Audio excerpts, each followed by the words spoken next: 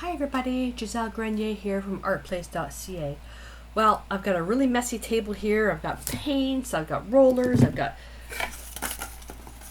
tubes. What I want to show you in this video, I was hoping it was only going to be like 5 minutes, but I think it's going to be more than 10 to 15, is I want to show you another video on tinting a piece of mixed media paper that's been collaged with tissue, store-bought tissue, for your background. You can use it for anything you want, but this is specifically related to my Book of Background series. And what I want to do with this is I want to use a brayer technique, but not everybody has a brayer. They're not cheap. Not everybody has a brayer. What's even more fun is using stuff that you can find in your blue box. Paper towel core. This is actually this is aluminum foil. This I think is the wax paper, toilet paper. We all have that, and a cork. So you can use anything like this. With the cork, you can actually even cut it with a knife, and then when you roll it, you can get a nice little pattern. To demonstrate it, I'm not going to demonstrate on this first. Oh, and then duct tape coils.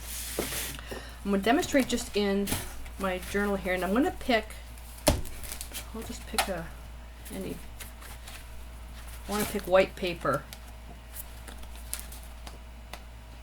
for demonstrating, but I need to pick something that's going to hold flat. And I'm going to be using a really bright color, so it'll show up well on camera. So the idea is going to be, hang on, let me just take this out. That way I can put them aside to dry. And it's not going to affect anything.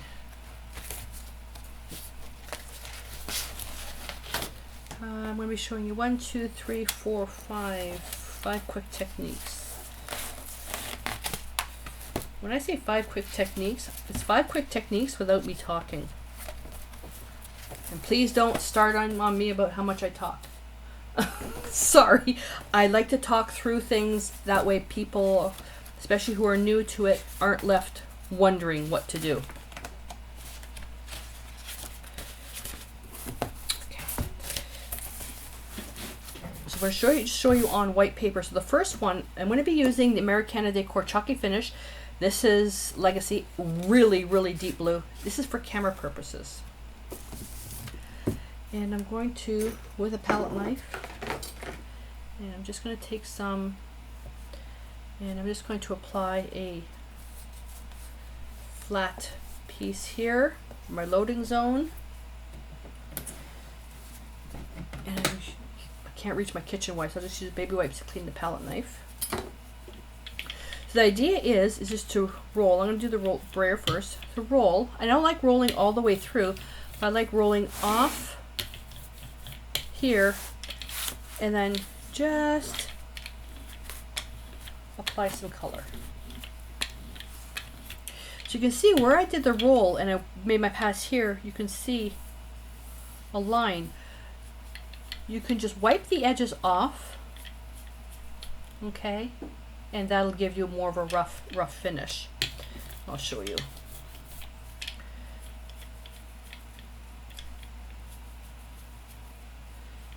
And you end up, you do use a lot of paper towels for this. See, you get a much random piece. Okay, so it's not, you don't even get a hard,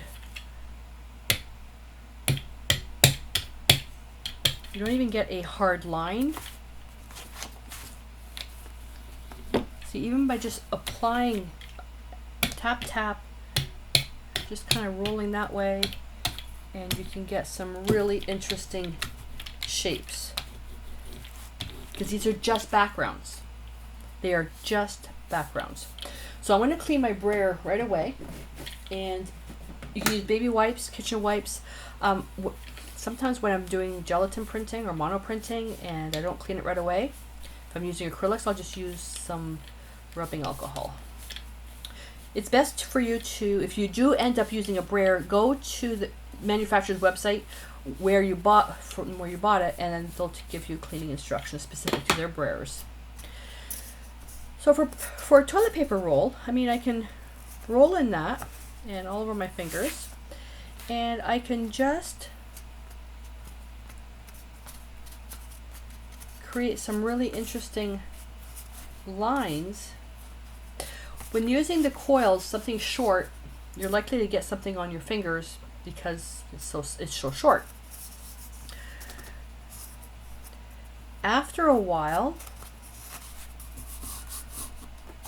pick that up. After a while, this will get completely covered like this, and it'll be nice and sturdy. So if I just go like this, see how it's really random, and roll it, the excess off, and come here, and you get some really interesting shapes. And I like to move it so that way I don't get a repetitive pattern because it is such a short core. Let's see, wait, go back over this one here.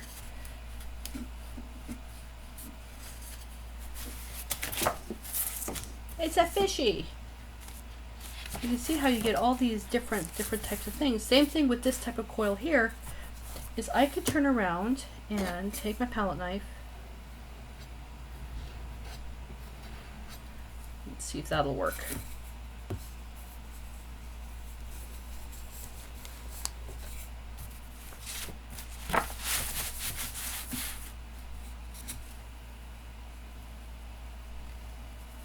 Go. And you get a pattern.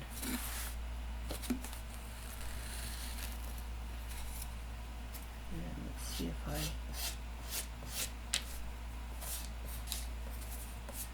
running out of paint. I don't know how many more I'll be able to do.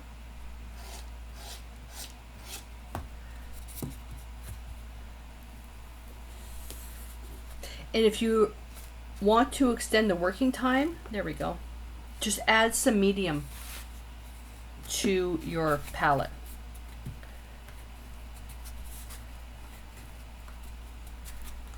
You get some really interesting shapes. Now on paper, kind of, okay. You're just rolling with that, that's fine. Let me just show you with a little cork thing. And this is nice for little, if you're doing a little wall or little pieces, you will get paint all over you, or even use it for stamping circles. Oh, I love circles. You can even use it for that. Okay. On plain paper, it's all right. It's a nice base and you can paint over it. And I didn't need to take all these signatures out. So if I put this aside and grab this, I'm going to now do layering. I'm going to layer, and for that I'm going to be using DecoArt Media Fluid Acrylics, Transparent Red Iron Oxide, Quinacridone Gold, Transparent Yellow Iron Oxide, and Americana Decor Chalky Finish, and this is Timeless. They've all been shaken. Put that aside. So I've already done videos on how to get to this point, but just a quick explanation. Strathmore 400 series mixed media paper. It's the Wind Power version. And I applied a thin layer of DecoArt Media gesso to the whole thing because this paper is very porous. It takes a long time for the decoupage medium to dry. So I applied the gesso on there. And then I used store-bought printed tissue paper. And with that, I used the decoupage napkin finish, the napkin medium, and I collaged it. So I, with my 1-inch wash brush, applied a layer on that, then adhered many layers of the printed tissue. This is the Tim Holtz Ideology, and just tore it up, collaged it, and put collage medium, the decoupage medium in between. Now I have something that's really, really sturdy. And then I finished off the final layer with a coat of the paper medium. And this has a bit more of a, it's not matte, it's not glossy, it's kind of in between, not even quite satin, but it allows you to remove paint quite easily. So with this, I'm going to use my brayer, and let's put the paint out. If I were to, let's try it this way. If I were to put the paint, actually first, transparent, transparent, transparent. I want to make sure my first layers are transparent because the final layer, which is opaque, is for accents.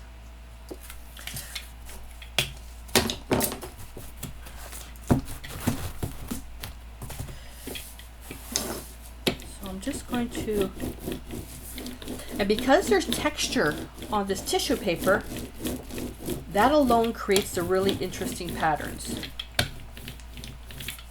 And if you have a journal on the ready or scrap paper where you want to create new backgrounds, oh, of course I didn't pull out the ones with the white paper. There you go. Have that on the side, so when you've done your rolling and you want to clean your brayer, just clean it off on paper.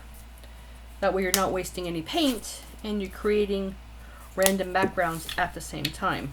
And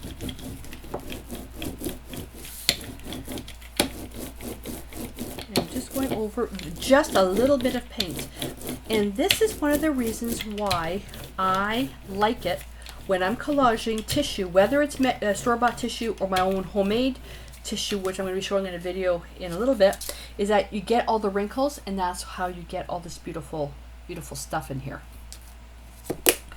Then we're going to go over with transparent red iron oxide, and this I'm going to do just on the edge. And this I probably could just brush on, but let's continue on with this look here, because we're going to do some wiping off.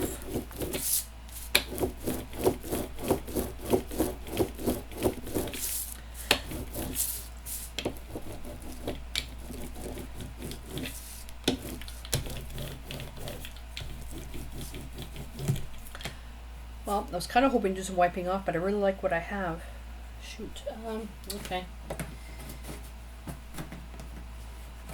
If this was something that I wasn't doing for a demonstration video, I'd leave that because I love all the negative space in there.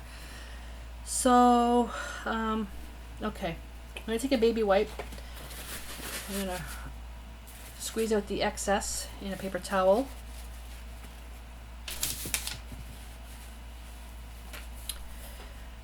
And okay, let's say, oh darn, okay, let's say I'm going to go over here, and then I can just, before the paint has time to thoroughly dry, you can come in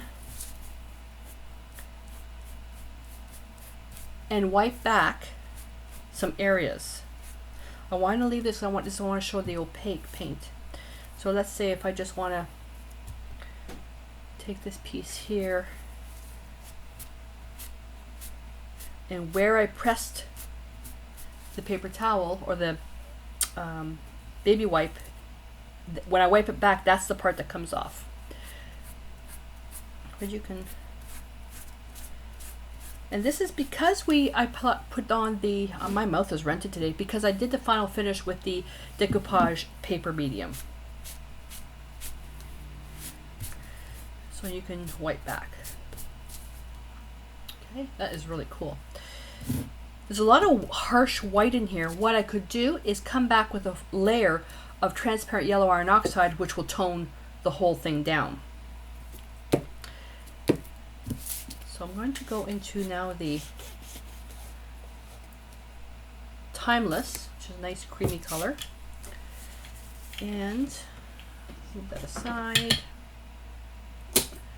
Palette knife, and just little bits that are rough.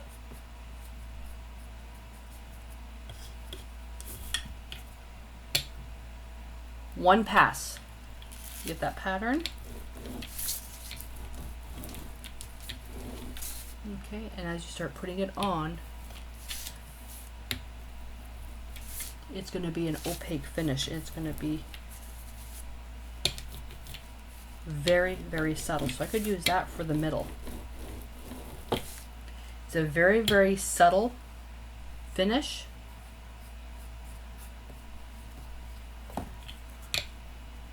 One pass. That's going to be a lot.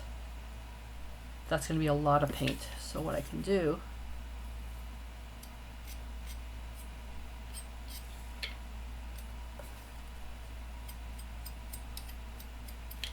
when we get to doing the mono printing demonstrations, you'll have a lot of fun with that. And now I've got lines coming through. You may not be able to see it.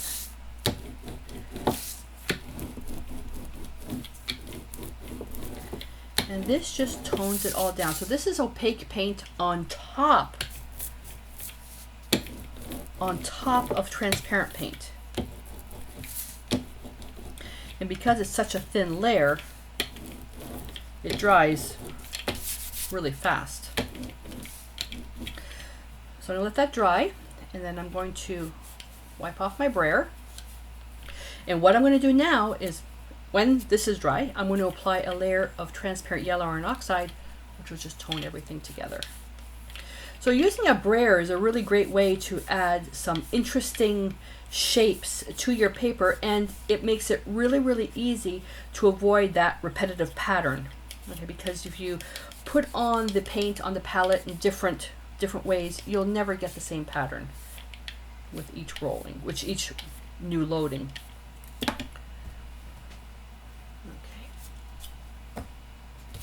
Now we just hit this with a heat gun. And the reason why I want to hit it with a heat gun is just some areas that are a little bit thicker, might be a little bit damp. If you put transparent paint over wet opaque paint, guess what happens? That transparent paint isn't transparent anymore.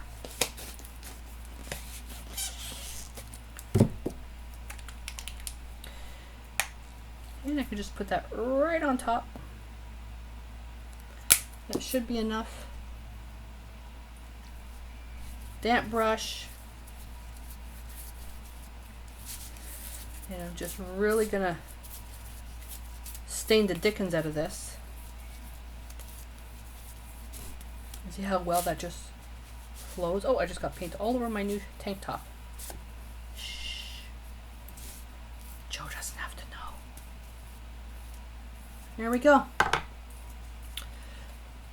So now you have a page that's got all this gessoed stuff, very random, very unique, and it just sets the printed tissue in the back. So what I was hoping to be only a 10-minute video ended up being an 18-minute video, but I'm glad you stuck around and watched. So take this idea as a jump-off point, create your own different types of backgrounds. If you're doing it for the Book of Background series, even better. I would love to see what you've done, so please feel free to send me a picture of your background, or you can share it in our private Facebook group. It's a free group, and you can get the contact information and the link to that group on my website at ArtPlace.ca. So I'm off to clean my table to work on the next video, and until then, stay inspired.